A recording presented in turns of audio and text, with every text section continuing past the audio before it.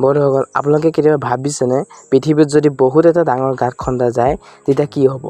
এই কথাটোকে ভাবি 1970 চনৰ ৰুছ দেশৰ বৈজ্ঞানিকসকলে পৃথিৱীৰ সকলোতকৈ ডাঙৰ গাঁত এটা খান্দিলে। কিন্তু গাঁতটো খন্দাৰ পিছত যিটো পৰিঘটনাৰ সন্মুখীন হ'বলগীয়া হ'ল সেয়া হয়তো অতি ভয়াৱহ। বৈজ্ঞানিকসকলে একেৰাহে 19 বছৰ ধৰি খনন কাৰ্য কৰিলে আৰু 12 কিলোমিটাৰ গাঁত খন্দাৰ পাছত তেওঁলোকে সমস্যাবোৰ বাঢ়িব ধৰিলে। 12 কিলোমিটাৰ খন্দাৰ পাছত আৰু 1-2 কিলোমিটাৰ খান্দিবলৈ চেষ্টা কৰিলে আৰু তেওঁলোকৰ সেই সময়তে তেওঁলোকৰ অত্যাধুনিক যন্ত্ৰবোৰ কাম কৰিব নোৱাৰা হৈছিল।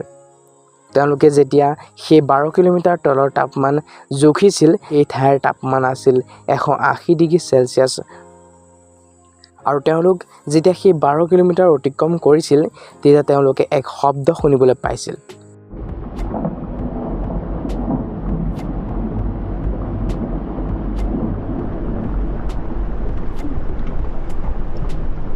আৰু সেই শব্দটো ইমানেই ভয়ংকৰ আছিল যে তেওঁলোকে সেই কাম কৰি থকা অৱস্থা সীমানতে এৰি পলাব লগা হৈছিল।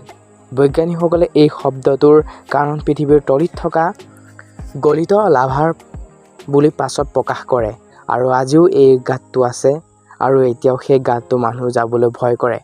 আৰু এই গাঁতটো অন্য ক'তো নাই, এই গাঁতটো ৰাছিয়াত অৱস্থিত।